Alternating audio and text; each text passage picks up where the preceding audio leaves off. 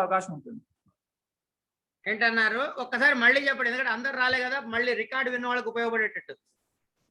అదేనండి. మనం కారక ప్రకరణంలో అయితే మనకి ఎక్కువగా వ్యాఖ్యానం మీద ఆధారపడలేదు.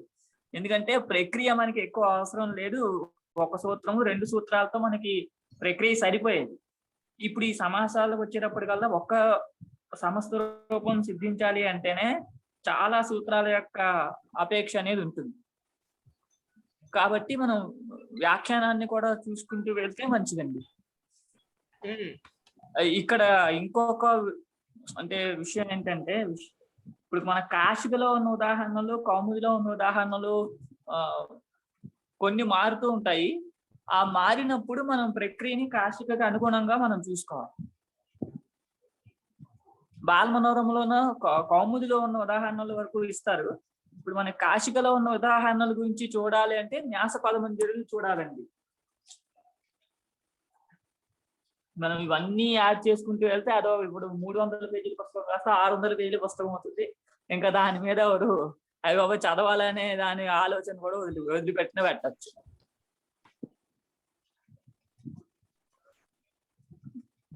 కాబట్టి మీరందరూ కూడా ఒక ప్రక్రియ తెలుసుకోవడం కోసం ముందు ఏదైనా ఒక నోట్స్ లాంటిది ఏదైనా పెట్టుకుని రాసుకుంటే ఈజీగా ఉంటుందండి.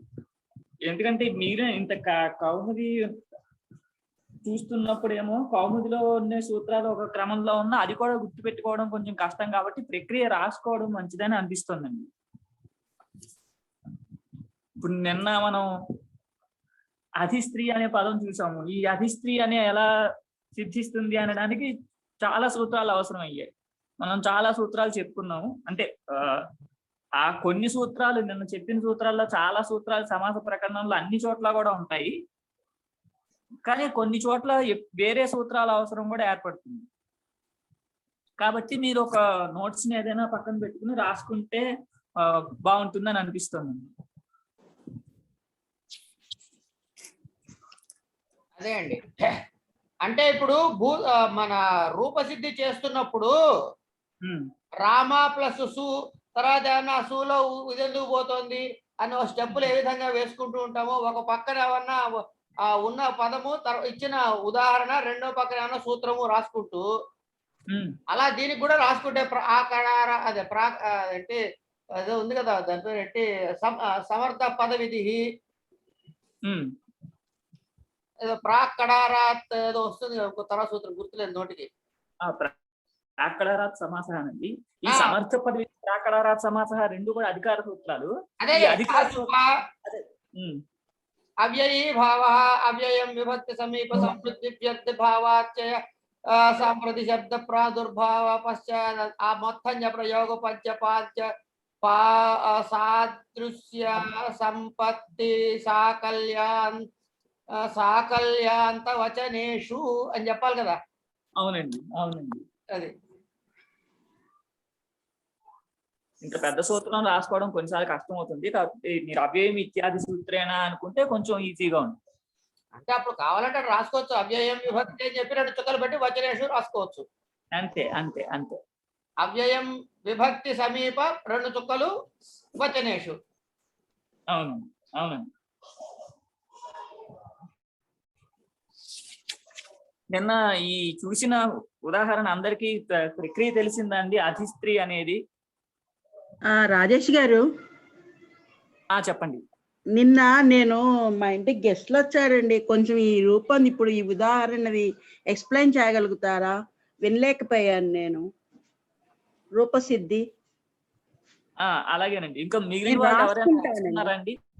అంటే సాధారణంగా నేను రాసుకుంటాను, నిన్న రాయలేకపోయినాను. కొంచెం చెప్తే రాసేసుకుంటానండి. మళ్ళీ రివిజన్ లాగా కూడా అవుతుంది కదా అందరికి ఒకసారి. అంటే అందరూ రాసుకోవడం మంచిదండి. ఎందుకంటే తర్వాత మనకి ప్రకరణం అయిన తర్వాత వెనక్కి వస్తే మళ్ళీ గుర్తుండడం కష్టం రాసుకోకపోతే. అవునండి, అందుకే నేను కూడా రాసుకుంటానండి. ఒకసారి చెప్తే మేమందరం రాసుకుంటాము. అలాగేనండి. ఇప్పుడు మిగిలిన వాళ్ళు ఎవరైనా రాశారా అండి ఈ అధిస్త్రీ ప్రక్రియ?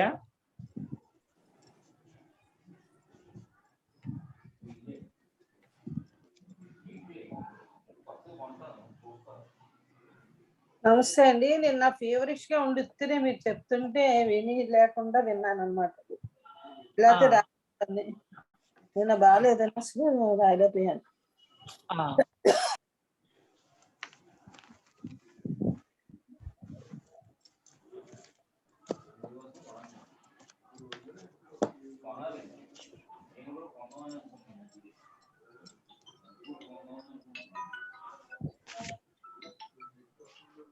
అలాగేనండి. అయితే మనం ఆ ప్రక్రియ రాసుకున్నాము. రాయకపోతే తర్వాత గుర్తుండవు. కనీసం ఒక 10-15 రోజులైనా రోజు నియతంగా రాస్తే అది అలవాటు అయిపోతుంది. అయిపోయిన తర్వాత మీరు రాయకపోయినా పర్వాలేదు. అంటే అవి నోటుకు ఎలా రాయాలనే విధానం మనకు తెలిస్తే 443 ఎలా రాయాలన్న విధానం తెలిస్తే రాసుకోవచ్చు. మిగిలిన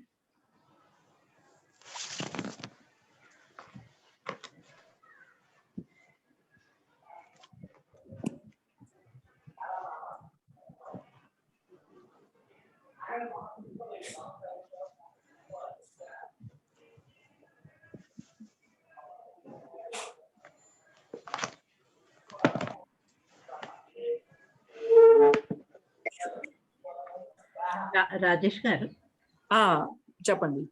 ఉపసర్జనం అన్న మాట వాడారు.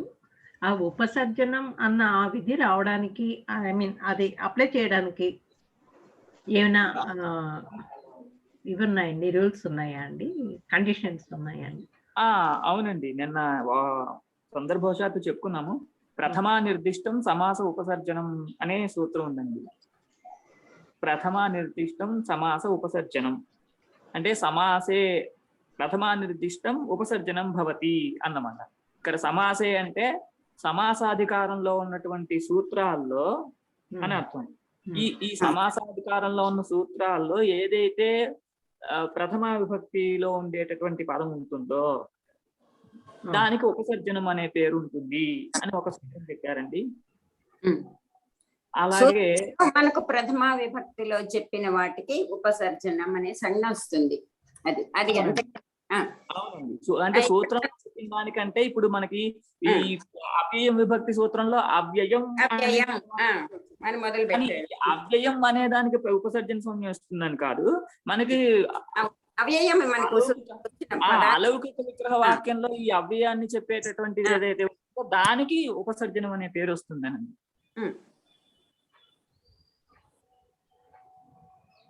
రాజేష్ గారు చెప్పండి. ఇప్పుడు మీరు చెప్పింది ఇలాగైనా రాసుకోమన్నది చెప్పండి ఒకసారి చూడండి. అది హరికి రాశా నేను రాసుకున్న ఒకటి హరి చెప్పండి. మీరు పంపించారండి? స్క్రీన్ కనిపిస్తుంది. హరవ్ అను లౌకిక విగ్రహ వాక్యమునందు హరి ప్లస్ అది ప్లస్ అను అలౌకిక విగ్రహమునందు అవ్యయం విభక్తి సమీప మొదలగు సూత్రము చే అవ్యయీభావ సమాసము చేయగా కృత్తతి సమాసాస్యాను సూత్రము చేత సమాసనము ప్రాతిక సంజ్ఞ చేయగా సుపోధాతు ప్రాతిపదిక సూత్రం చే సుప్పు ప్రత్యయమునకు లుక్కు చేయగా హరి ప్లస్ అది అను రూపము ఏర్పడగా ప్రథమా నిర్దిష్టం సమాస ఉపసర్జన అనే సూత్రము చేత అది అను శబ్దముకు ఉపసర్జన సంజ్ఞ చేయగా ఉపసర్జనం పూర్వం అనే సూత్రము చేత ఉపసర్జన పూర్వ నిపాత చేయగా అది హరి అను రూపము ఏర్పడినది. అంతేనండి. మనకు అందులో అయితే స్త్రీ అన్నది అక్కడ మనకు హ్రస్వం ఒకటి వచ్చింది. హ్రస్వం నపుంసకే ప్రాతిపదికస్య పెట్టుకోవాలి. తర్వాత అవ్యయా సుపహ అని ఆ రెండు సుప్పులు పోతాయి, సుప్పులు లుక్కులు అవుతాయి. కానీ మనకి సంస్కృతంలో రాస్తే కూడా మంచిదండి. తెలుగులో మనకు అర్థం కావడం కోసం తెలుగులో అయినా రాయకపోతే నేను తెలుగులోనే రాయండి, ఏదైనా పర్వాలేదు. అంతేనండి. మరి గురువు గారు ఇది మన దాంట్లో పెట్టండి. గురువు గారు మన గ్రూప్ లో పెట్టండి. ఒకటి గ్రూప్ లో పెట్టాలండి. ఏ విధంగా పెడితే గ్రూప్ లో పెడితే దాన్ని బట్టి కొంచెం ఫాలో అవడానికి అవుతుంది. రాయలేదు కదా. ఒక్క నిమిషం అండి. ఆదిహరి అనేది కౌముది ఉదాహరణ. మనం ఇప్పుడు రాయాల్సింది ఈ అధిస్త్రీ. అధిస్త్రీ అనే దానికి రాయాలి. దాన్ని ఆ. అనుసరించి అధిస్త్రీ అని రాయొచ్చు. మీరు అదే. ఎవరైనా దాన్ని చూస్తూనే అధిస్త్రీ అనేది చెప్పండి ఒకసారి. నేను అప్పుడు మనకి అలవాటు అయిపోతుంది. నేను చెప్తాను. దమయంతి గారు చెప్పండి. అధిస్త్రీ అంటే స్త్రీ తుప్పు మనకు ఏది చెప్తాను స్త్రీ అధిస్త్రీ అనేది సమస్త పదం అండి. దానికి ముందు లౌకిక విగ్రహ వాక్యం చెప్పండి. అతి విగ్రహవాక్యము విగ్రహవాక్యం లౌకిక విగ్రహ వాక్యం ముందు చెప్పాలి. లౌకిక విగ్రహవాక్యం చెప్పండి, నాకు తెలియలేదు అది. స్త్రీషు అనేది లౌకిక విగ్రహ వాక్యం అండి. స్త్రీషు అది ఇంకా అది లేదు, అదే ఉండదు. విగ్రహవాక్యం స్త్రీషు అంతే అంతే. స్త్రీషు ఉన్నప్పుడు అది లౌకిక విగ్రహవాక్యం. దానికి అలౌకిక విగ్రహవాక్యము స్త్రీ ప్లస్ ఇంకా ఆయన మధ్యలో ప్లస్లు ఏం అక్కర్లేదండి. స్త్రీ సుప్పు అంతే. స్త్రీ సుప్పు అది అది ఈ కాశికలో అధిసు అని ఇచ్చారండి. ఈ పైకి ఇది ఇక్కడ వీటికి విగ్రహవాక్యం అలౌకిక విగ్రహవాక్యం ఎలా చెయ్యాలి అనే వివరణ పై గ్రంథాల్లో ప్రౌఢ మనోరమ వాటిలో వివరించారు. ఈ కాశికలో మాత్రం అది సు అని కూడా ఇచ్చారండి. ప్రథమాంతైన సమాస అని చెప్పి దీంట్లో న్యాసంలో చెప్పారు. కాబట్టి అది సు అని చెప్పండి. స్త్రీ సు అది స్త్రీ సుప్ అది సు. తర్వాత అప్పుడు ఈ మనకి ఇది సమాసం చేస్తున్నాం కాబట్టి కృత్ అధిత సమాసస్య వల్ల ముందు అది దీనికి స్త్రీ సుప్పు అధిసు అనే దానికి అవ్యయం మొదలైన సూత్రం చేత అవిభావ సమాసం వస్తుంది. సమాస సంజ్ఞ కూడా వస్తుంది. ఒకటండి. ఇంకొకటి మధ్యలో వస్తుంది అని ఎక్కడ ఒక దాన్ని ఏమంటారు, ఒక పూర్తి తింగంత వాక్యాన్ని తింగంత క్రియాపదాన్ని ఎక్కడ ఉచ్చరించకూడదండి. చివరిలో పరంపర ఎట్లా ఉందంటే చివరిలో రూపం ఎక్కడైతే సిద్ధిస్తుందో అప్పుడు మాత్రమే రూపం కాబట్టి అనాలి. ఈ మధ్యలో ఎక్కడ కూడా ఈ అని అనకూడదు అనే వ్యవహారం లేదు మనకి. ప్రక్రియ సాగుతోంది కాబట్టి అంతే అంతే. స్త్రీ సుప్పు అధిసు వీటికి అధి అన్నది మనకు ఇది అవ్యయీభావం. అది అనేది సప్తమ్యర్థంలో ఉన్నటువంటి అవ్యయం కాబట్టి అవ్యయం విభక్తి అనే సూత్రం చేత అవ్యయీభావ ఈ సముదాయానికి అవ్యయీభావ సమాసం అవ్యయీభావ సమాసము. తర్వాత తద్ధిత సమాసస్య వల్ల వీటికి ప్రాతిపదిక సంజ్ఞలు వస్తుంది. మళ్ళీ రాగా ప్రాతిపదిక సంజ్ఞ రాగా సుపోధాతు ప్రాతిపదికయో అనే సూత్రం వల్ల సుపులు లుక్ అవుతాయి. అంటే అది స్త్రీ అధి మిగులుతాయి. స్త్రీ అధి అనే రూపంలో ఉంటే సుపోధాతు ప్రాతిపదికయో వల్ల సుప్పులు లుక్ అవుతాయి. అధి వచ్చి అంటే సుప్పులుకు వచ్చి స్త్రీ అధి అనే రూపం అలా ఉండగా అని ఏర్పడగా ప్రథమ నిర్దిష్టం సమాస ఉపసర్జనం అనే సూత్రం వల్ల సూత్రంలో ప్రథమ విభక్తిలో చెప్పిన పదాలకి అంటే ఇప్పుడు ఇక్కడ ఉపసర్జన సంగకం అవుతుంది. అంటే అది అనే దానికి సూత్రంలో ప్రథమా నిర్దిష్టత్వం అనేది ప్రథమా నిర్దేశం అనేది ఉండడం వలన అది అనే దానికి ఉపసర్జన సంజ్ఞ రాగా ఉపసర్జనం పూర్వం సమాసే ఉపసర్జనం ప్రాక్ ప్రయోజ్యం అనేది దాని వలన దాన్ని మనం ఉపసర్జన సంజ్ఞ వచ్చిన దాన్ని ముందర చెప్పుకోవాలి. దాన్ని పూర్వనిపాత అంటామండి. పూర్వనిపాతం చేయగా అన్నమాట. అలా చేయడాన్ని టెక్నికల్ పూర్వనిపాతం అంటాం. పూర్వనిపాతం చేయగా అధి స్త్రీ వస్తుంది. ఇప్పుడు మనం స్త్రీ అధి చెప్పుకున్నప్పుడు అధి స్త్రీ అయింది పూర్వనిపాతం. అప్పుడు అవ్యయీభావస్య అవ్యయీభావస్య వల్ల నపుంసకం అవుతుంది.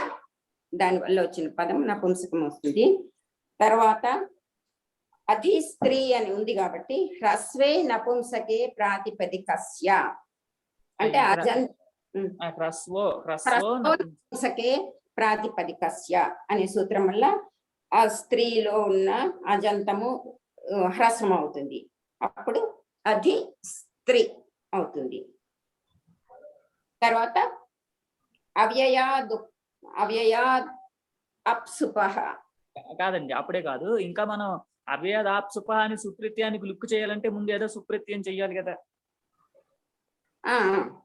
ఇప్పుడు మనకి ఇది మనకి ఇదేమైంది, మనకు ప్రాతిపదికం అయింది కాబట్టి అలాగే ఇంకా దీనికి అవ్యయ సంజ్ఞ కూడా చేయాలి. దీనికి అవిభావశ్చ అనే సూత్రం చేత అవ్యయ సంజ్ఞ కూడా వస్తుంది.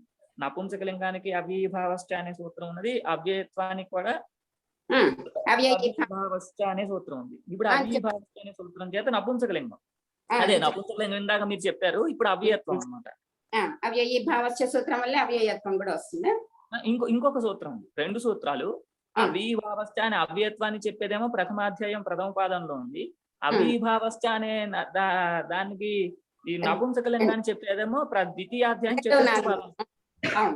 2:4:18 ఉంది.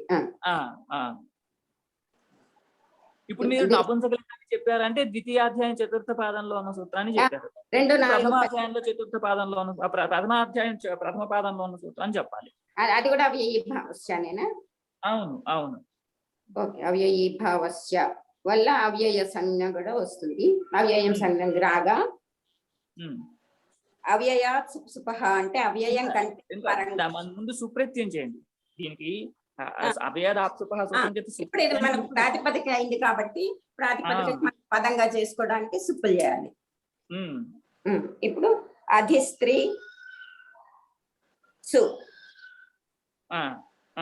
అంటే ప్రథమేక వచ్చిన అదేంటి అవ్యయం ఉండడం వల్ల సుప్రత్యయం చెప్పండి. అంటే సుప్రత్యయం చేయగా, సు అనే ప్రత్యయం చేయగా, మనం తెలుగులో చెప్తున్నాం అంతే. సుప్రత్యయం చేయగా అధిస్త్రీ సు వచ్చి అవ్యయాత్ సుపు అంటే అవ్యయం కంటే పరంగా ఆప్ సుప్పు ప్రత్యయాలు లుక్ ఉంటే కనుక లుక్కులు అవుతాయి. అలా కాదండి, అవ్యయం అంతే అవ్యయం కంటే ఆపుకైనా సుప్పుకైనా లుక్ వస్తుంది. అంతే అంతే అలా అంతే. అందుకని ఆ సుప్పు పోయి అధిస్త్రీ అంతే, అధిస్త్రీ రూపం ఏర్పడుతుంది. అంతే అంతే. ఇప్పుడు ఇదే ప్రణాళిలో అధికుమారి అనే రూపం చెప్పాలండి. మన కాశికలో తర్వాత ఉన్న రూపం అదే, అధిస్త్రీ అని అయిపోయింది, చెప్పారు దమయంతి గారు. తర్వాత అధికుమారి అని ఎవరైనా చెప్పండి. ఎవరు చెప్తారు? రాజేష్ గారు, ఇక్కడ మీరు అవ్యయ సంజ్ఞ చెప్పిన సూత్రం చెప్పారు కదా, నెంబర్ చెప్పగలుగుతారా? 1:1 1వ అధ్యాయంలో 1వ పాదంలో 1:4. నేను కృత్తతి సమాసస్య 1:2:46. 1:2:46 అది. సుపోధాతు ప్రాతిపదికయో అనేమో 2:4:71. 2:4:71. ఓకే. ప్రథమా నిర్దిష్టం సమాస ఉపసర్జనం అది 1:2:43. అంటే ఇవి స్టెప్ వైజ్ మనకు రాసుకుంటే అదే అదే అందుకే నేను కూడా అడిగాను, చెప్పండి. తర్వాత ఉపసర్జనం పూర్వం అది 2:2:30. 2:2:30. అవ్యయీభావస్య అయం నపుంసకం స్యాత్ అన్నది 2:4:18. ఇంకొకటేమో అవ్యయీభావస్య 1:4 అన్నారు, అది నేను రాసుకోలేదు, అది అదే. ఇప్పుడు ఒక్క నిమిషం నేను చెప్తాను, ఒక్క నిమిషం చెప్పండి. 2:4:18. 2:4:18. ఏది 2:4:18 అండి? నపుంసకలింగం చెప్పేది అది 2:4:18. ఇంకొకటి 1:4లో ఉంది. 1:1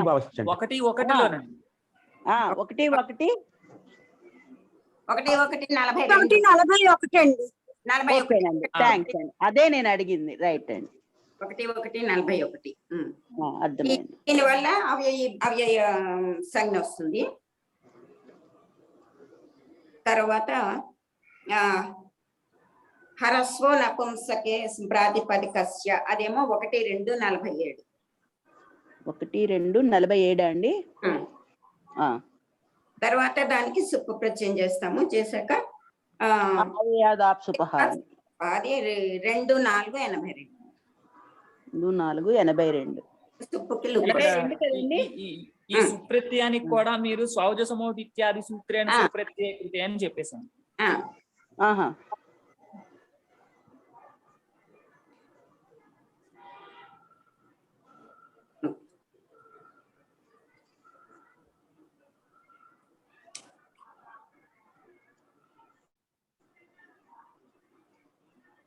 ఓకేనండి. అదే గురువుగారు చెప్పింది నెంబర్స్ వేసుకోమన్నారు అనమాట. ఎప్పటికైనా మనం గమ్ముని వెతుక్కోకుండా ప్రతి సూత్రానికి నెంబర్ పక్కన ఉంటే మనకి ఈజీ అయిపోతుంది. అవును, అవునండి. అది కరెక్ట్ గా చూడగలుగుతాం అనమాట. అంటే తప్పులు రాసే అవకాశం ఉండదు. అందుకు ఆయన నేర్పించింది మనకి. ఒక్కసారి లైన్ చెప్పండి రావణేశ్వరి గారు. కృతద్ధిత సమాసాస్త్రం నుంచి స్టార్ట్ చేశారమ్మా.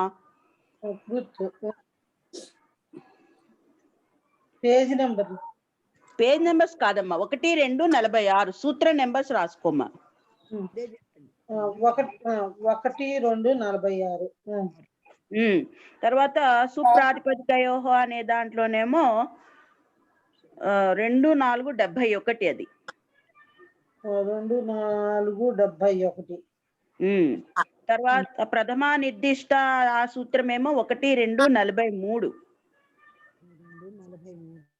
1, 2, 43. తర్వాత అవ్యయీ భావస అనే నపుంసకలింగం చెప్పే సూత్రమేమో 2, 4, 18. అది రాశాను. తర్వాత 1, 41 ఏమన్నా అది 5వది. నెంబర్స్ వేస్తాము, అప్పుడు ఈజీగా ఉంటుంది నీకు. 5 తర్వాత 6వది 1, 2, 47 6. అదే వేసాను. 7వదేమో 2, 4, 82. అంతేనమ్మా. 7 వేసాను. ఆ మధ్యలో గురుగారు ఇప్పుడు ఒక్కటి చెప్పారు కదా, అది నెంబర్ యాడ్ చేసుకోవాలి. ఒకసారి సూత్ర నెంబర్ వరుసగా చెప్పండి. 1, 2, 42 చెప్పు. 2, 2, 30 చెప్పినట్టున్నారు కదండి. 2, 4, 18 ముందు 2, 2, 30 చెప్పినట్టున్నారు. అవును. 1, 2, 43 చెప్పారు. 3వది. దాని తర్వాత 2, 2, 30 చెప్పినట్టున్నారు. లేదు 2, 4, 18 4వది. దమయంతి గారు 2, 30 చెప్పారు. అదేంటంటే ఉపసర్జనం పూర్వం అని ఒకటి చెప్పారు. అది ఒకసారి వరుసగా చెప్పండి. 1, 2, 46. 43 అన్నారు మొదట. అలా కాదండి. ఇప్పుడు సూత్రం సంఖ్య చెప్తుంటే ఎవరు ఏ సూత్రం గురించి చెప్తున్నారని తెలియటం లేదు. ప్రక్రియను అనుసరిస్తూ ఆ ప్రక్రియలో వచ్చే సూత్రాలు వాటి నంబర్లు వేసుకోండి. అప్పుడు మొదట్లో అలవాటైన తర్వాత మనకి ఈజీగా ఉంటుంది. అది కొంచెం ఇప్పుడు కష్టమైనా కూడా. చెప్పండి సార్ రాజేష్ గారు. ఇప్పుడు ఈ అధిస్త్రీ అనే రూపం చెప్పారు. తర్వాత ఎవరైనా అధికుమారి అని చెప్తే తర్వాత అన్ని వచ్చేస్తాయండి. అధికుమారి అనే రూపం చెప్పండి. చెప్తున్నప్పుడు మీరు వరుసగా ప్రక్రియను అనుసరిస్తూ సూత్రాలు సూత్ర సంఖ్యలు 2 కూడా రాసుకోండి. అధికుమారి అనే ఎవరు చెప్తారు? అనంత్ గారు మీరు చెప్తారండి. అధికుమారి రూపసిద్ధి.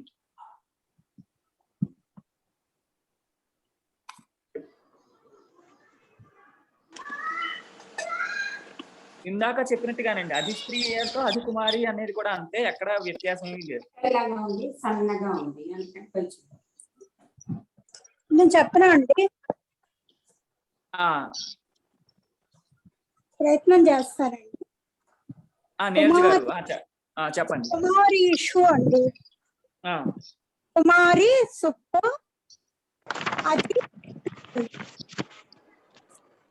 ఇప్పుడు అవ్యయం విభక్తి సమీప అనే సూత్రం అండి.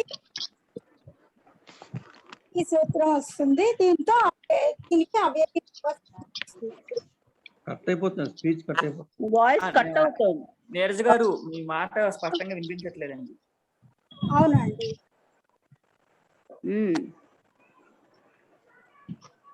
కుమారీషు అధి అండి. వినిపిస్తుందండి క్లియర్? కొంచెం మధ్యలో అక్షరాలు కట్ అవుతున్నాయండి. నెట్ ప్రాబ్లం ఏమో సార్. మీరు మాట్లాడుతున్నప్పుడు వినిపిస్తుంది, మా మాటల్లో ఎక్కడ మా భేదం ఏం కనిపించట్లేదు, కానీ అది చెప్తున్నప్పుడు మాకు సరిగ్గా వినిపించట్లేదు. సరే అండి, మళ్ళీ చెప్తాను. కుమారీషు అధి అండి. కుమారి సుప్పు అధి సు. ఇక్కడ శక్తి సమీప సమృద్ధి అనే వస్తుందండి. ఈ వినిపించలేదు, కట్ అయిపోతుంది. అసలు వినపడట్లేదమ్మా, క్లియర్ గా లేదు, కట్ అయిపోతుంది. నెట్ ప్రాబ్లం ఉంది.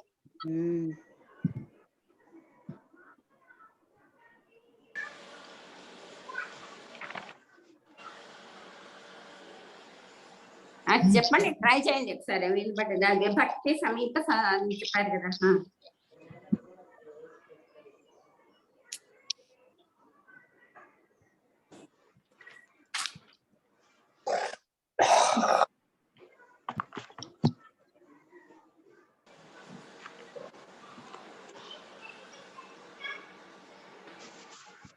నీరజ గారు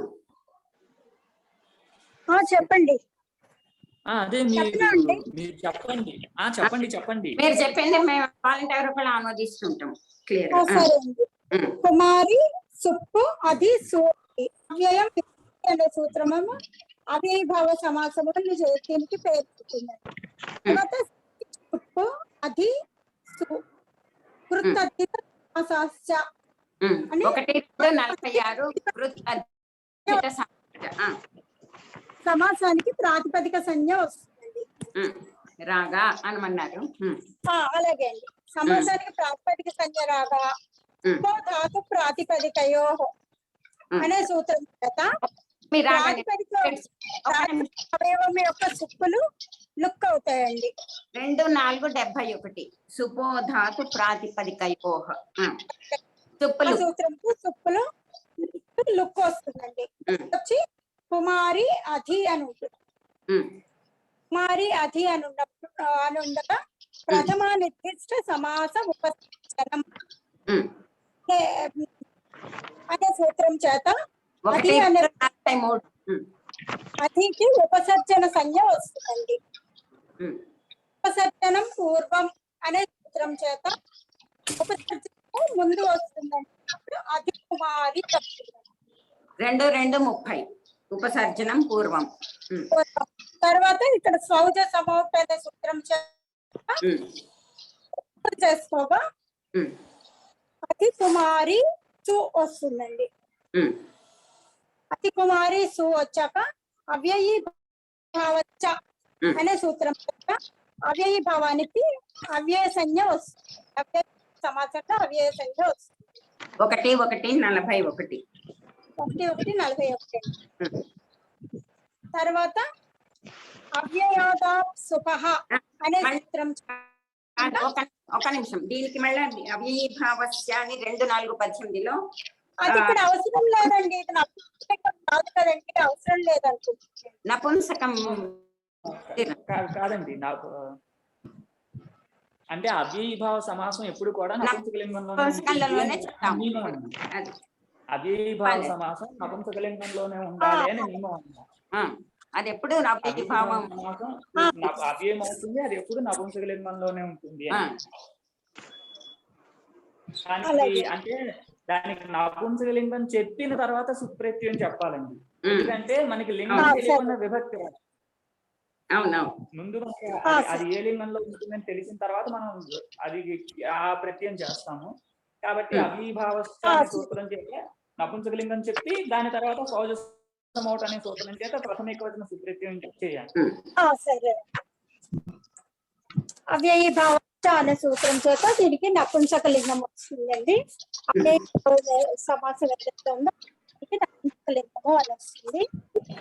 నపుంసకలింగము అని రావడం చేత హ్రస్వ నపుంసకే ప్రాతిపదికస్య అనే సూత్రం చేత అయ్యి అది స్త్రీ అని ఉంటుందండి. 1, 2, 47. దీనికి ఇప్పుడు స్వంత సమాచారం చేసుకోవాలండి.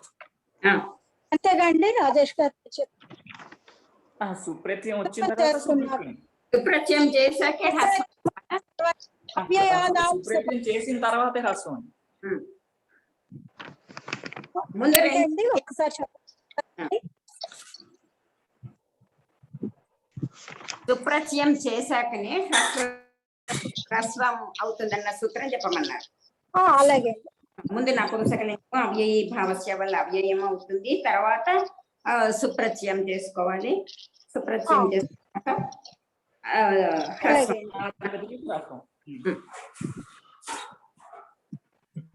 ఇప్పుడు సుప్రత్యయం చేస్తామండి. సుప్రత్యయం చేసుకుంటే కుమారి సు అని ఉంటుందండి. కుమారి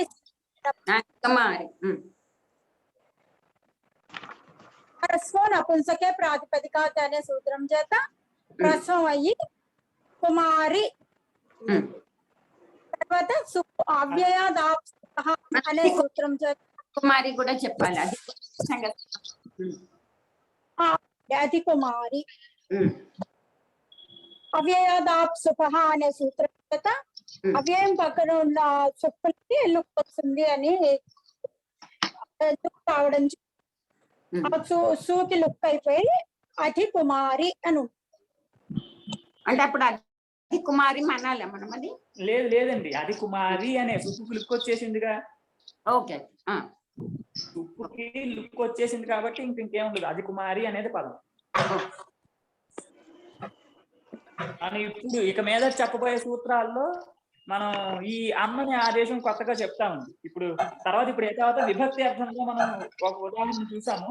రెండో ఉదాహరణ ఉంది సమీపార్థంలో. విభక్తి సమీపార్థం కాబట్టి రెండోది సమీపార్థంలో ఉన్నటువంటి అవ్యయము సమర్థమైనటువంటి సుబంతంతో సమాసాన్ని పొందుతున్నది అనండి.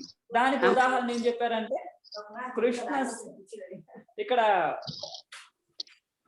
కృష్ణస్య సమీపం ఉపకృష్ణం అని అక్కడ ఇచ్చారు కౌముదిలో.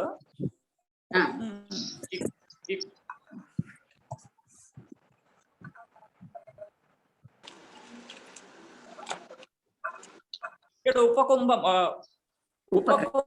ఉపమణికం అని ఇచ్చారండి. అంటే కుంభస్య సమీపం అని అర్థం.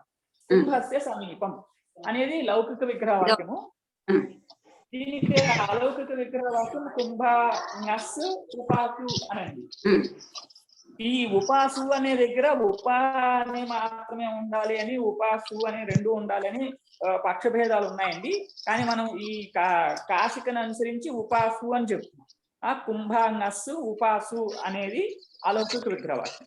ఇప్పుడు మిగిలిన ప్రక్రియ అంతా సమానంగానే ఉంటుంది, కొంచెం మారుతుంది. మార్పు వచ్చిన తర్వాత చూద్దాం. ఈ ప్రక్రియని ఇంకెవరైనా చెప్పండి, నీరజ గారు, దమయంతి గారు కాకుండా. ప్రభాకర్ రాజు గారు మీరు చెప్తారండి? చూడాలి నేను కూడా.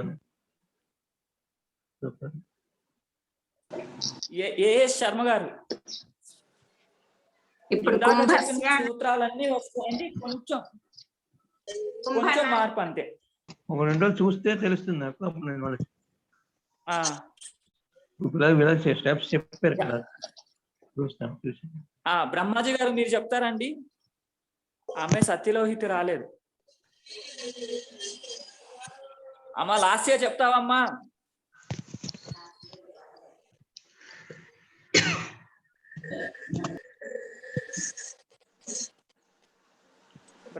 నేను నెక్స్ట్ టైం చెప్తానండి, ఇంకా సరిగ్గా రాలేదు. ఆల్రెడీ 2 అయ్యాయమ్మా. బ్రహ్మాజీ గారు మీరు? లేదండి, నేను రాసుకోలేదు అసలు. 2 రోజుల నుంచి సరిగ్గా అయ్యో చూసి రాస్తాను, విని రాస్తాను, మళ్ళీ రాసుకుని చెప్తాను. ఇక్కడ ఏమీ లేదండి.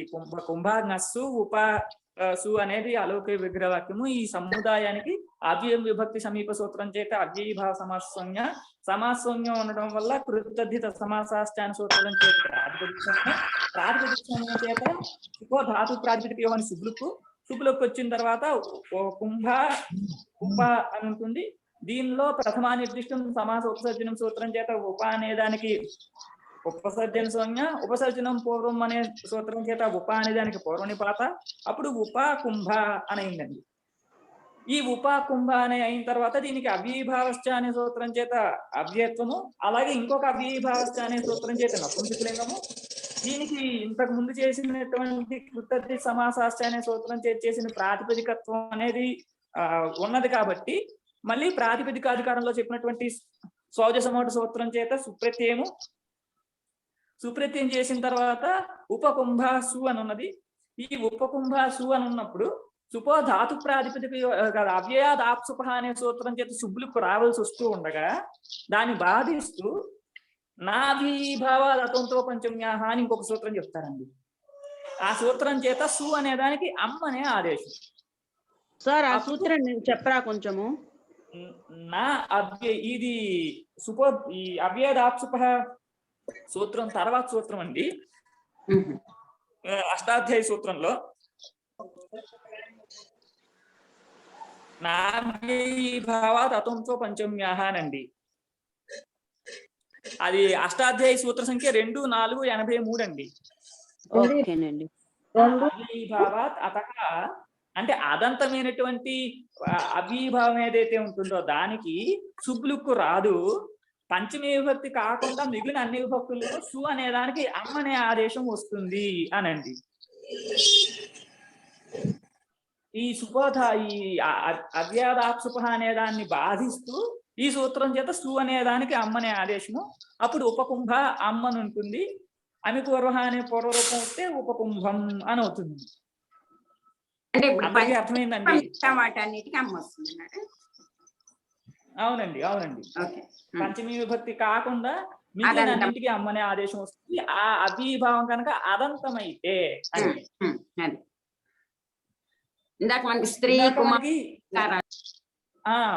అది ఇకారాంతమైనటువంటి ఇదంతమైన అవ్యయీభావం కాబట్టి అక్కడ అమ్మాదేశం అనేది రాలేదు.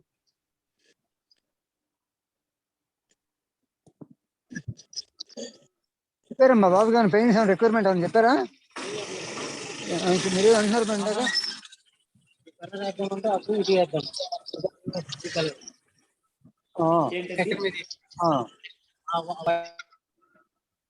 ఈ ఉపకుంభం అందరికి అర్థమైనట్టే అయిందండి.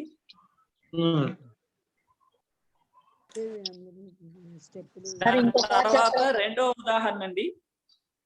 సమీపార్థంలో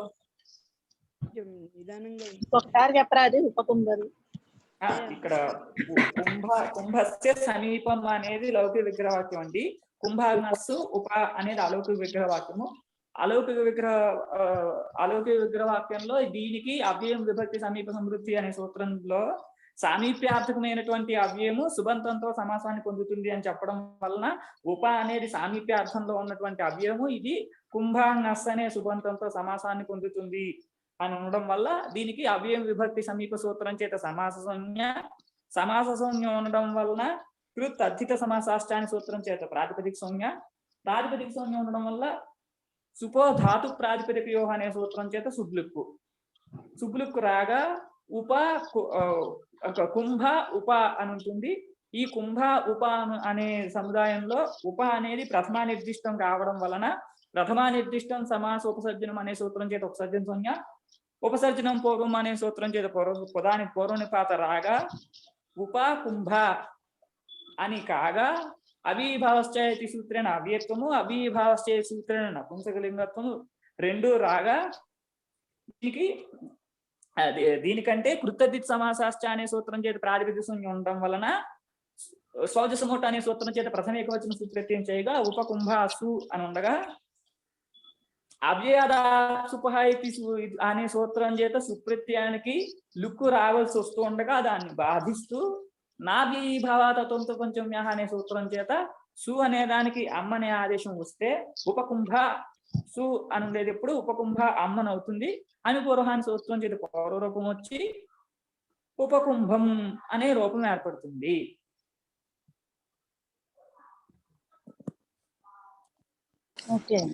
అందరికీ అర్థమైందండి? రాజేష్ గారు ఇప్పుడు మీరు చెప్పే సూత్రం చెప్పేస్తున్నారు సార్. అలాగే అలాగేనండి. ఒక ఒక ప్రక్రియ మీరు పెడితే బాగుంటుంది. అంటే ఇంట్లోనే వాట్సాప్ గ్రూప్ లో పెడితే బాగుంటుంది. ఒక ప్రక్రియ ఒకటి పెట్టేస్తే గ్రూప్ లోనే మిగతా రాయలేదండి. ఒకసారి నేను రాసింది రాజేష్ పెట్టేస్తే గారు ఇది గ్రూప్ లో ఒకటి అనంతకృష్ణ గారు పెడితే దాన్ని పెట్టారు బట్టి కదండి, అలా పెడితే బాగుంటుందేమో పెట్టాలండి. మాకు. పెట్టకపోతే కొత్త వాళ్ళకి తెలియదు. పాత ఇంత ముందు ఆల్రెడీ నేర్చుకున్న అంటే వాళ్ళకి ఫస్ట్ లో మాకు అనంతకృష్ణ గారు అలాగే చెప్పేవారు. వ్యాకరణ క్లాస్ చెప్పినప్పుడు చెప్పారు అప్పుడు. దీనికి సమాస ప్రక్రియ మాత్రం చెప్పలేదు. అది అందుకని ఒకటి రెండు ఎగ్జాంపుల్స్ పెట్టేస్తే దాన్ని బట్టి మిగతా ఏమైనా చేంజెస్ ఉన్నా కూడా ఐడెంటిఫై చేయగలుగుతుంది. అవునండి, నేను ప్రస్తుతానికి అలా రాయలేదు. ఒక డాక్యుమెంట్ నేను తయారు చేసి పెడతాను. ఎవరైనా మీరేనే కదా, ఎవరైనా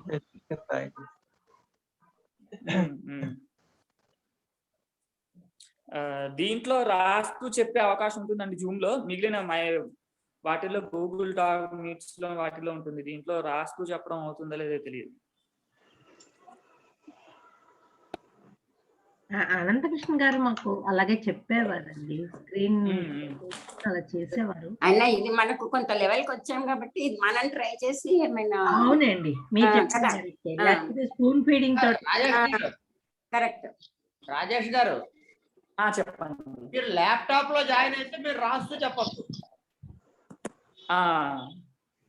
మొబైల్లో అయితే నేను ల్యాప్టాప్ లో జాయిన్ అవ్వలేదు, మొబైల్లో జాయిన్ అయ్యాను. మొబైల్లో అయితే కష్టం, ఎందుకంటే నేను స్క్రీన్ షేర్ ఇస్తే మీరు వైట్ బోర్డ్ మీద రాయొచ్చు కావాలంటే, కానీ ల్యాప్టాప్ లో అయితేనే కుదురుతుంది అది.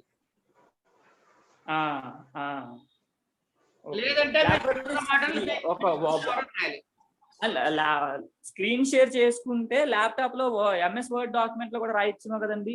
రాయొచ్చు. అది అనంతకృష్ణ గారు పెట్టినా పర్వాలేదు. అనంతకృష్ణ గారు ఇందాక అనంతకృష్ణ గారు పెట్టింది అది షేర్ చేసేస్తే దాన్ని బట్టి ఒక్కొక్కళ్ళు గ్రూప్ లో పెడితే ఒక 2-3 ఎగ్జాంపుల్స్ పెట్టేస్తాయి.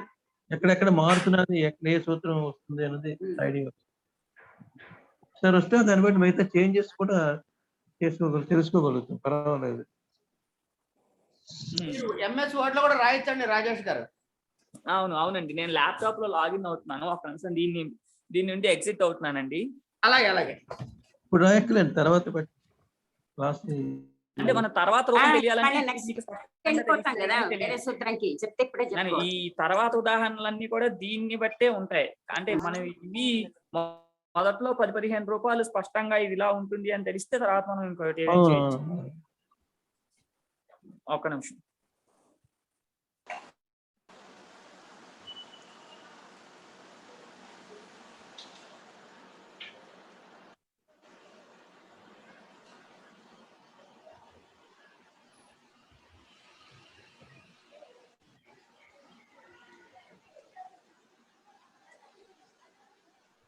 అది స్పూన్ ఫీడింగ్ అని కాదు, కానీ ఒకటి ఉంటే మనం పర్ఫెక్ట్ గా చేయడానికి అవకాశం ఉంటుంది. ఇందాక అనంతకృష్ణ గారు పెట్టారు కదండి, అది మనకి షేర్ చెయ్యాలి. అందులో చూపించారు. నేనేమో స్క్రీన్ షాట్ తీసుకున్నాను. అట్లాంటి పనులు మీరు చేస్తున్నారు, మేము చేయలేదు కదా. అట్లాంటప్పుడు అది మీరు గ్రూప్ లో మీరైనా పెట్టచ్చు షార్ట్ తీసుకుంటే. అది ఒక్కటి ఉంటే పర్ఫెక్ట్ గా మనము ఇంకా వేరేవి తప్పులు చేయడానికి అవకాశం ఉండదు. నేను రాసిన దానిలో సూత్ర సంఖ్యలు రాయలేదు కాబట్టి షేర్ చేయట్లేదమ్మా. లేకపోతే ఎంతసేపు ఇది ఒక్క నిమిషంలో పంపించగలను, కానీ సూత్ర నెంబర్లు కూడా వేసేసి ఒకసారి అన్ని కరెక్ట్ గా ఉన్నది నోట్స్ లాగా ఉండిపోతుంది. అప్పుడు దాన్ని బట్టి మనం ఫాలో అయిపోతాం, తప్పులు రావడానికి అవకాశం ఉండదు. అది పర్ఫెక్షన్ ఉంటుంది. అప్పుడు ఏదో చెప్పేస్తున్నాము తప్పులతో అంటే కాదు కదండి. ఇంకేమి లేదు, గురువు గారు పట్టుకున్నారంటే ఒకటి మిస్ అయ్యి ఇంకోటి చెప్పినా కూడా కష్టం, తప్పే. ఒకదానికి ఒకటి చెప్పకూడదు. అది లైన్ మెయింటైన్ చేయాలి కదా, అది సీక్వెన్స్ ఎంత మెయింటైన్ చేయాలంటే మనకి కనిపిస్తుంది.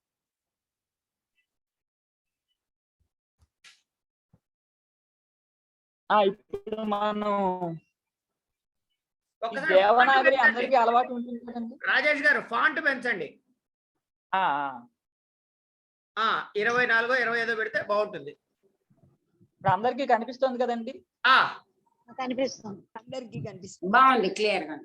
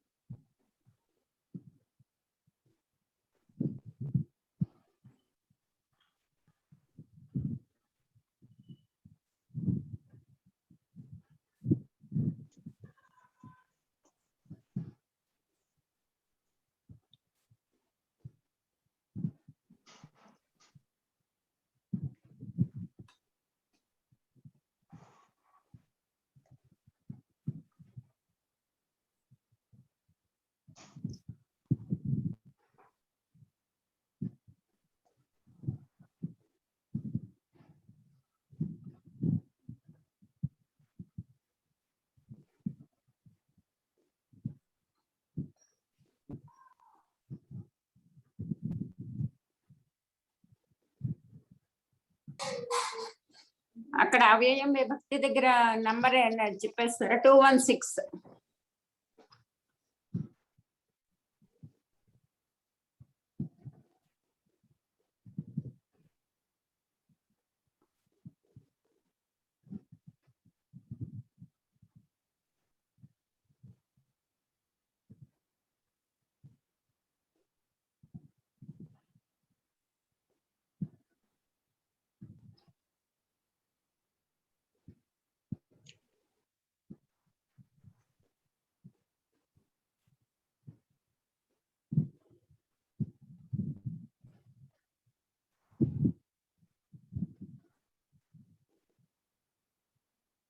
ఒకసారి కృతజ్ఞత సమాసాశ్చ సూత్రం చెప్తారండి సంఖ్య? 1 2 46.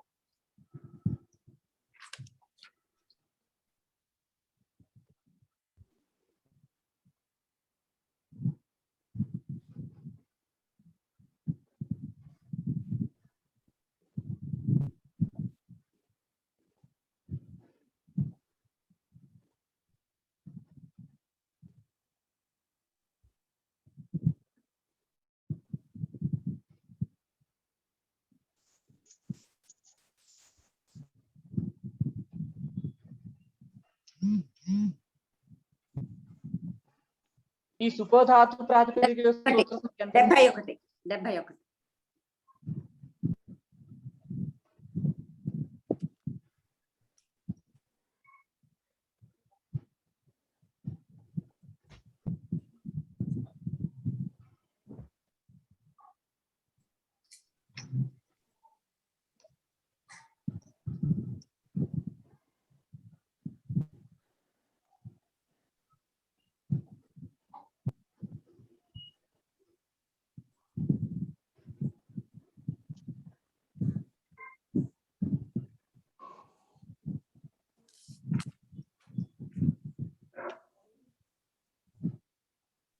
ఒకటి 2 43.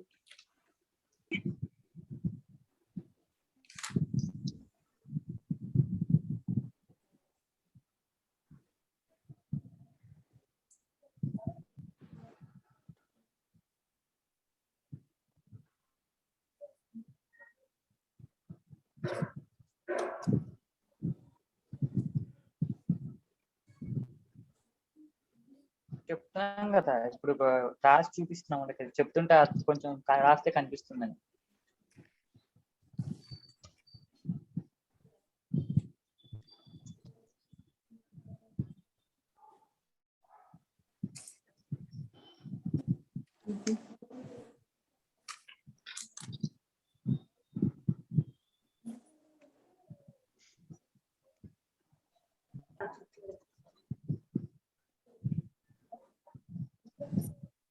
తర్వాత ఈ ఫైల్ ని సేవ్ చేసి ఉంచండి రాజేష్ గారు.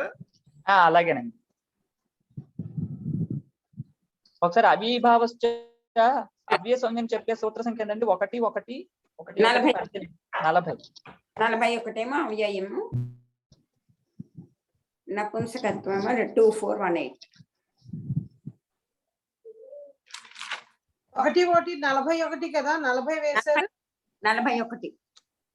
రాజేష్ గారు 1 1 41 అండి.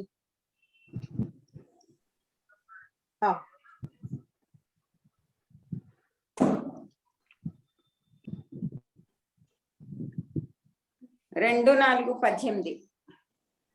మళ్ళీ అదే సూత్రము 2, 4 వచ్చింది అనే సైన్ పర్వాలేదు.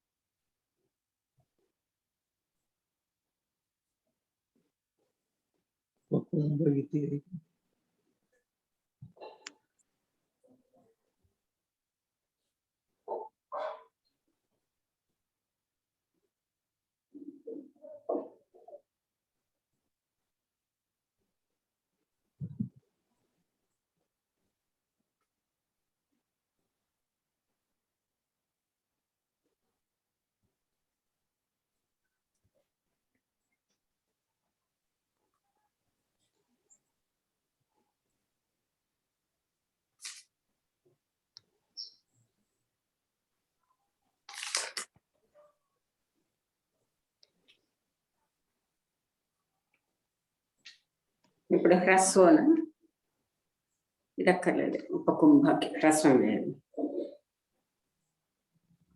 అవ్యయాత్ సుప్సుప.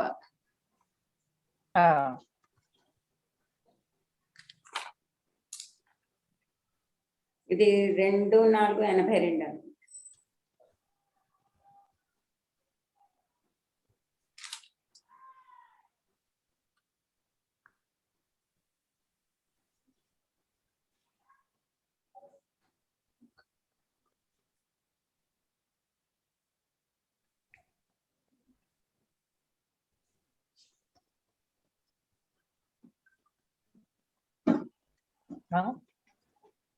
కలపలేదు, కాఫీ కలపలేదు.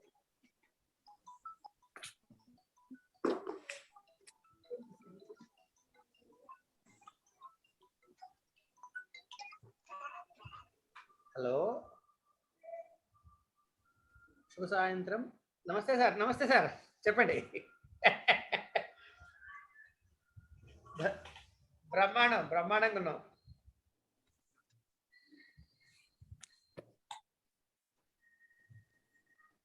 అయ్యా అయ్యా అదే రాజేష్ గారు,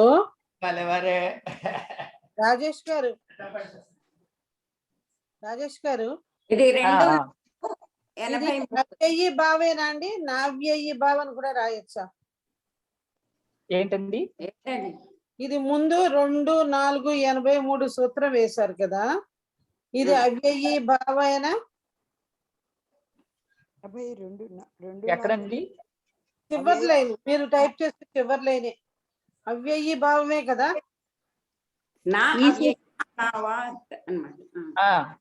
ఈ సూత్రం వేరమ్మా, వేరే సూత్రమా? అది కాదు. ఇక్కడ నాదేంటి, నా అవ్యయమా అని అనుమానం కొద్ది అడిగాను. నా అవ్యయి భావాత్. నా అండి అని అడుగుతున్నాను ఆయన. అదే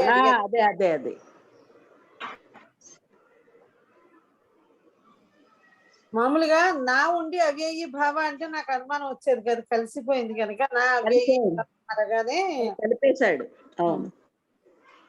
అంటే ఆ పై సూత్రం ఇక్కడికి వర్తించట్లేదు అని రావట్లేదని. నా అవ్యయి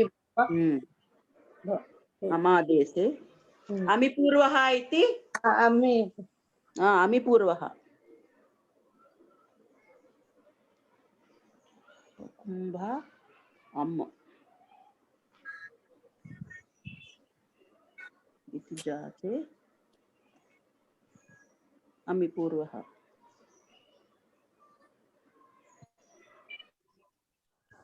सूत्रेण पूर्वरूपे एकादेशे कृते एकादेशे कृते कृते उपकुंभ అందరికి అర్థమైందా అండి? ఇది అర్థమైంది. నిమిషం ఉంచండి.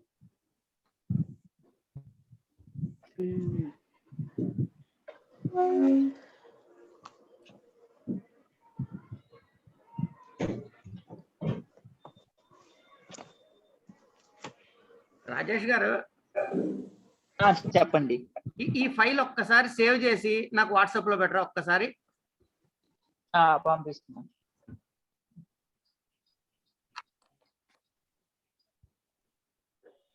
మళ్ళా మీరు మాకు పెడతానంటేనే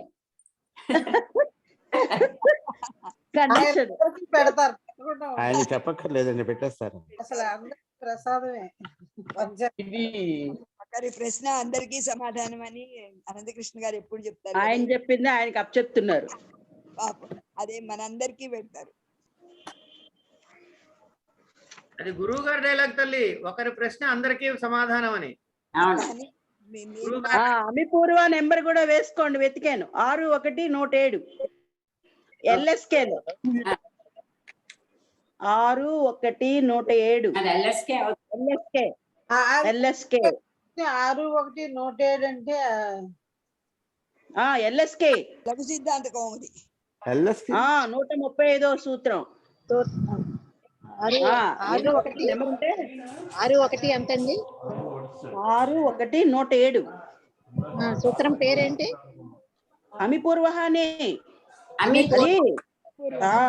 అమి పూర్వ LSK లో 135వ సూత్రం. ఓకే అది. Okay, thank you.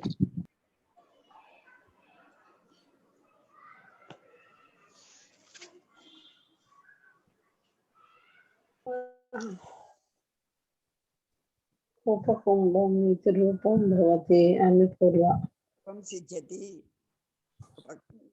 ప్రత్యయ అమాదేశే ఉపకుంభం ఉమ్మూతి జాతే అమి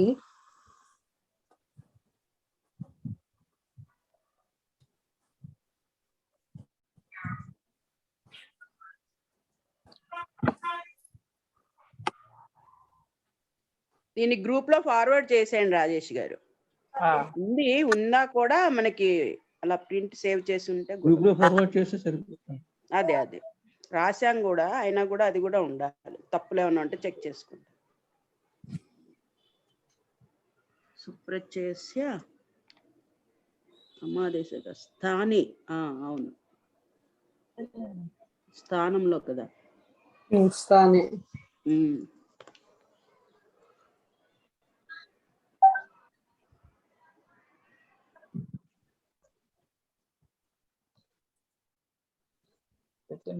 డాక్యుమెంట్ కుంభస్య సమీపం.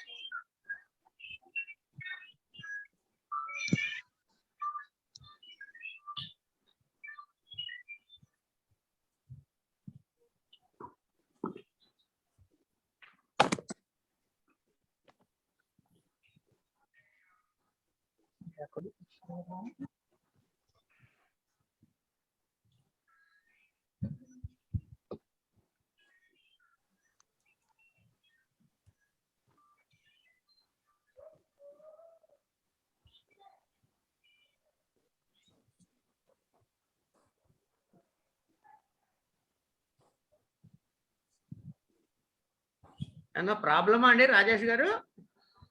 అదేమోనండి ఇది అవ్వట్లేదు షేర్. షేర్ ఏం కావాలి మీకు? షేర్ అవుతుందిగా. అవుతుంది షేర్ అని అక్కడ ఆగిపోయింది. సేవ్ చేయండి. సేవ్ చేయమన్నారు కదా మీరు. సేవ్ చేసానండి. అది మీకు పంపించడం గురించి చూస్తున్నాను. మెయిల్ చూపిస్తుంది కానీ ఇక్కడ అది వాట్సాప్ ఇక్కడ డాక్యుమెంట్ ఎక్కడ సేవ్ అయిందని గుర్తులేదన్నమాట. డాక్యుమెంట్స్ లో సేవ్ అవుతుందండి.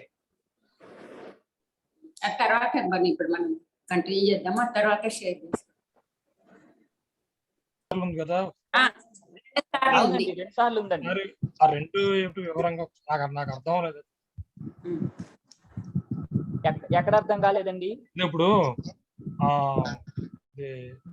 ఒకసారి ప్రథమానిర్దిష్టం సమాస ఉపసర్జనం ఇది సూత్రేణ ఉపసర్గ సంజ్ఞాయాం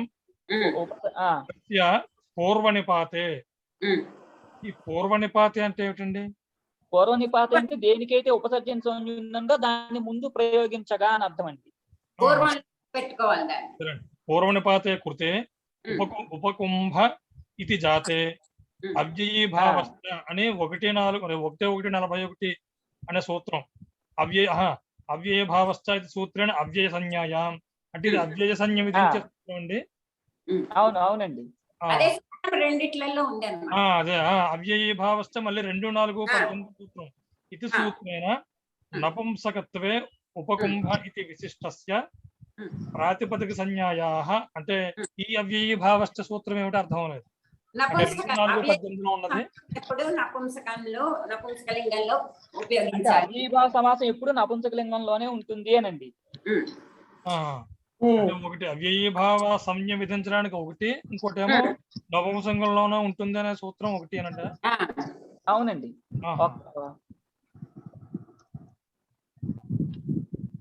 సరే సరే. పావనేశ్వరి గారు చెప్పండి. ఇంకొక సూత్రం ఉందండి, సౌజస్మౌడ్ అది ఉంది కదా, 4:1:2 అది కూడా నోట్ చేస్తే 11 అవుతాయి. అది అది పెట్టలేదు నేను. అది 4:1:2 అండి. 4:1:2 అప్పుడు 11 అవుతాయండి. రైటేనండి. ఇప్పుడు ఇదే క్రమంలో ఈ తర్వాత ఎవరైనా చెప్పండి. ఒకసారి అనంతకృష్ణ గారు మీ మెయిల్ ఐడి ఒకసారి చెప్పండి, మీకు పంపిస్తాను. మీరు గ్రూప్ లో పంపించేయచ్చు. అది ఇది షేర్ ఆప్షన్ వాట్సాప్ లో చూపించట్లేదు.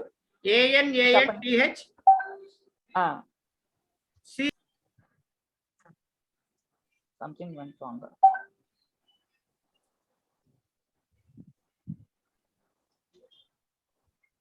దీని తర్వాత రూపం ఉపమణికం అని ఎవరైనా చెప్పండి. ఉపమణికం అనే రూపం చెప్పండి. ఇలాగే చెప్పాలి, ఇంకా దీంట్లో మార్పు ఏం లేదు. ఇంకొక 10 నిమిషాలు ఉందండి, ఎవరైనా చెప్పచ్చండి. బ్రహ్మాజీ గారు క్లియర్ గా అర్థమైంది కదా, చెప్పండి.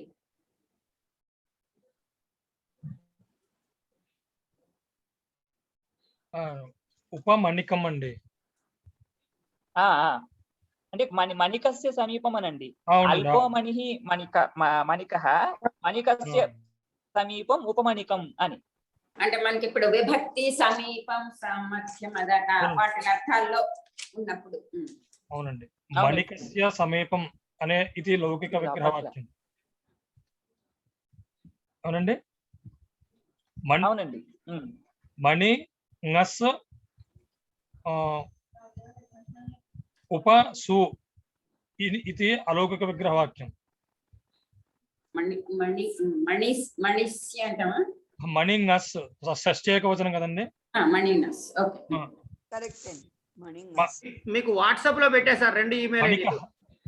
చూశానండి. ఇప్పుడు గురుగారు మణికస్య అన్నారంటే మణి ngస్ మణికః ngస్ అండి. మణికా ngస్ అండి. మణికా ngస్ ఉప సు ఇది అలౌకిక విగ్రహవాక్యం. అవ్యయ విభక్తి అనే 2:1:6 ఇత్యాది సూత్రేణ అవ్యయీభావ సమాసంజ్ఞాయాం సమాసత్వాత్ కృత్తద్ధిత సమాసాశ్చ ఇది సూత్రేణ ప్రాతిపదిక సంజ్ఞాయాం సుపోధాతు ప్రాతిపదికయోః ఇది సూత్రేణ సుబ్లుక్. ఇక్కడ మణిక నస్ అనేవి నస్ సుప్రత్యయం లుక్ అవుతాయి. మణిక ఉప ఇది జాతే అంటే ఉప దగ్గర ఉన్న సుప్పు కూడా లుక్ అవుతుంది. మణిక ఉప ఇది జాతే ఉప ఇత్యస్య ప్రథమ నిర్దిష్ట సమాస ఉపసర్జనం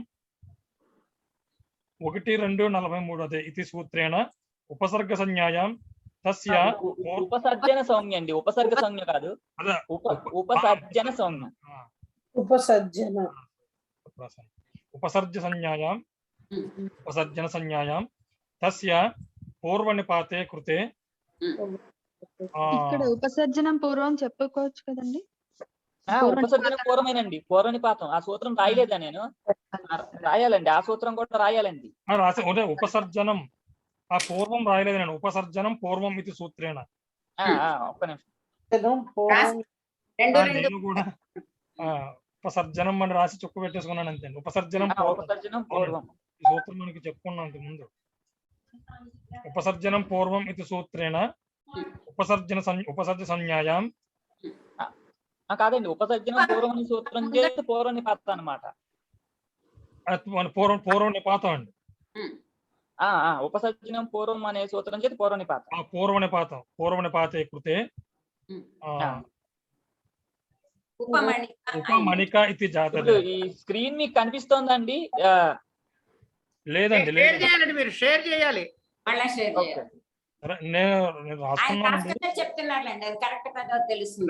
అదే అయితే ఉపసర్జనం పూర్వం అనే సూత్రం ఇందాక రాసినట్లేవు, అది ఒకసారి అది అందరూ రాసుకోండి. ఇందాక రాసం లేదు నాకు గుర్తు. ఉపసర్జనం పూర్వం 1, 2, 43 అండి. ఎంతండి? 1, 2, 43. 43. ఓకే, అప్పుడు ఇంకొకటి పెరిగింది, 12 సూత్రాలు అవుతాయి. ఉపసర్జనం పూర్వం కూడా రాసుకోవాలండి ఖచ్చితంగా. రాస్తున్నాను, అది 7 అయింది. ఉపమణిక ఇది జాతే అవ్యయీభావశ్చ అనేది 1. ఒక్క నిమిషం అండి. ఉపసర్జనం పూర్వం అనేది 2, 2, 30. 2, 2, 30 అండి. తప్పు రాసుకున్నారు అయితే. 2, 2, 30.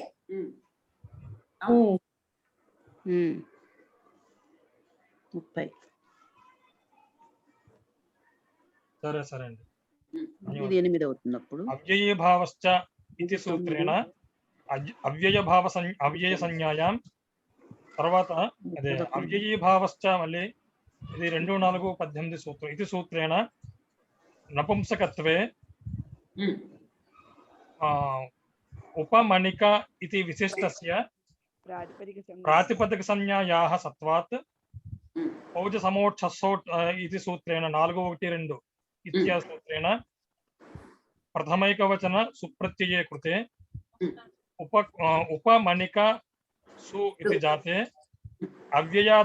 అవ్యయాదాసుపః 2, 4, 82 ఇది సూత్రేణ సుబ్లుకి ప్రాప్తే స్తం బాధిత్వా ఆవ్యయీ భావ ధాతోం త్వపంచమ్యాః నావ్యయీభావాత్ అతః అంతు అపంచమ్యాః అనండి. నావ్యయీభావాత్ అతః అంతు అపంచమ్యాః అంటే మనం రాస్తున్నప్పుడు పదాలన్నీ సంధిగా చేసి విడదీసి చదువుకుంటే మనకు క్లియర్ గా. అంటే మీరు మొదటిసారి చదువుతున్నారు కాబట్టి చదవడం రాలేదని చెప్తున్నాను అంతేనండి. లేదండి, పర్వాలేదు. అపంచమ్యాః నావ్యయీభావాత్ అతః అపంచమ్యాః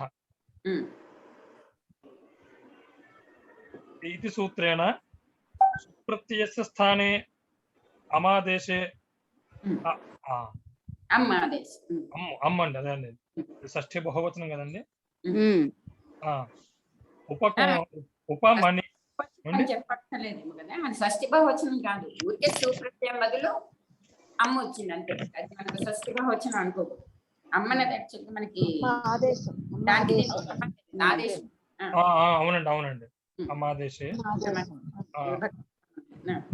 ఉపమణిక అమ్ ఇది జాతే అమి పూర్వ 6, 1, 107 ఇది సూత్రేణ పూర్వరూపే ఏకాదేశే కృతే ఉపమణికం ఉపమణికః ఇది రూపం సిద్ధ్యతి. మణికం ఉపమణికం అవునండి, నపుంసకం కదా. ఉపమణికం ఇది రూపం సిద్ధ్యతి అండి, అంతేనండి. అంతే అంతే. అయితే 13 అండి మొత్తం. ఆ ఉపసర్జనం పూర్వం యాడ్ చేస్తే 13 సూత్రాలు వచ్చాయి. ఈ సూత్రాల్లో దాదాపు అన్ని సూత్రాలు తర్వాత ఈ ప్రకరణం అంతా వస్తాయండి. కాబట్టి ఈ సూత్రాలను కంఠస్థం చేసేయండి అన్ని సూత్రాలని. కొన్ని తర్వాత ఎడిషనల్ గా ఇంకా సూత్రాలు పెరుగుతూ ఉంటాయి కానీ తగ్గడం అనేది ఉండదు. ఓకేనండి.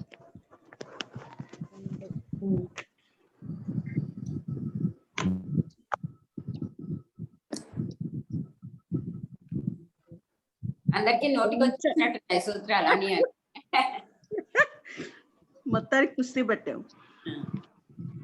నేను ఇవాళ 3 సూత్రాలైనా చెప్దాం అనుకున్నామండి. ఈ ఒక్క ఉదాహరణలోనే అయిపోయింది. పోన్లేండి, ఈ ఉదాహరణ కేవలం కూడా ప్రయోజనం లేదు. సూత్రాలన్నీ అందరికి బాగా అర్థమైపోయాయి కాబట్టి నెక్స్ట్ వన్ మీరు ఏ సూత్రం వల్ల ఏది వస్తుంది అనేది మైండ్ లోకి వచ్చేస్తుంది. అప్పుడు మీరు కష్టపడినందుకు ఫలితం ఉంటుంది సార్. తర్వాత వెళ్ళిపోయామనుకోండి మళ్ళీ అయోమయం అయిపోతుంది. సమీప వచ్చనే కుంభస్య సమీపం ఉపకుంభం, అలాగే ఉపమణికం అనే 2 మనం చూసాము. తర్వాత సమృద్ధి అనే అర్థంలో ఉన్నటువంటి అవ్యయం కూడా సుబంతంతో సమాసాన్ని పొందుతుంది అనేది ఇంకొక అర్థము. దానికి ఉదాహరణ సుమద్రం అనండి. దానికి విగ్రహం మద్రాణం సమృద్ధి అని. మద్రాణం సమృద్ధి అనే అర్థంలో సుమద్రం అని ఉంటుంది. ఇంకా ఒక 2 నిమిషాలు ఉంది. చెప్పండి. సమృద్ధి అన్నప్పుడు ఎప్పుడు కూడా మనం సూని తీసుకుంటామా, ఇంకేమన్నా వస్తాయి? ఇక్కడ సమృద్ధి అనే దగ్గర ఆ సు అనే తీసుకుంటామండి. అదే అది ఇందాక మనం చెప్పినట్టు సమీపంకి ఎప్పుడు ఉప అవ్యయాలే కాబట్టి ఉప అనే అవ్యయం ఏదైనా కావచ్చండి. సమీపార్థంలో ఉండే ఏ అవ్యయమైనా కావచ్చు. అది ప్రకృతంలో ఉప అని తీసుకున్నాం అంతే. ఇంకేమైనా ఉన్నాయా దానికి మనకు సమీపార్థంలో? ప్రసిద్ధంగా ఉప అనేది ఉందండి. ఇంకెక్కడైనా కావ్యాల్లో మనం ఉదాహరణ చూడాలండి. వస్తుత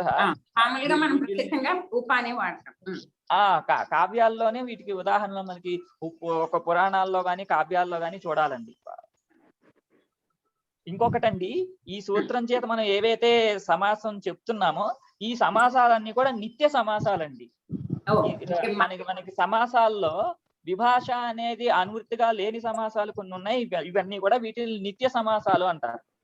ఈ సూత్రంలోకి విభాష అనేది రాలేదు. పైన కొన్ని సూత్రాలు అయిన తర్వాత విభాష అనేది అధికారంగా వస్తుంది. అప్పటి నుంచి వికల్పంగా ఉంటాయి. ఇవన్నీ కూడా నిత్య సమాసాలు అన్నమాట. ఈ నిత్య సమాసాలకు విగ్రహవాక్యం ఎప్పుడు కూడా స్వపదాలతో ఉండదు అనండి. అశ్వపద విగ్రహ నిత్య సమాస అంటారండి.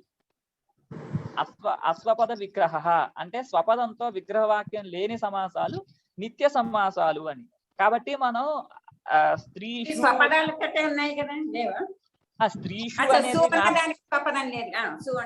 స్త్రీ అనేది మాత్రమే మనకి విగ్రహవాక్యము, అది అనేది విగ్రహవాక్యంలో లేదు. అలాగే కుంభస్య సమీపం అనే విగ్రహవాక్యము, సమీపము అనే అర్థము. ఆ ఉప అనేది విగ్రహవాక్యంలో లేదు, లౌకిక విగ్రహవాక్యంలో లేదు. అలౌకిక విగ్రహవాక్యంలో ప్రక్రియ నిమిత్తం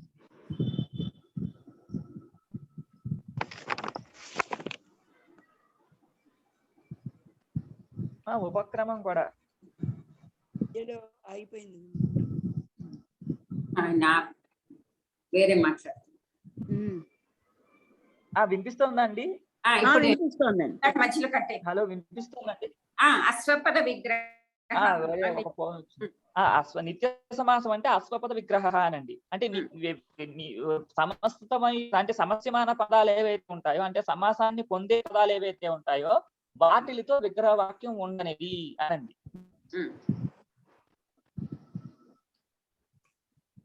ఇవి నిత్య సమాసాలు అంతేనండి. మనం తర్వాత రేపు చూద్దామండి. మీరు మద్రుల సమృద్ధి అంటే మద్రులు అంటే జాతి అండి.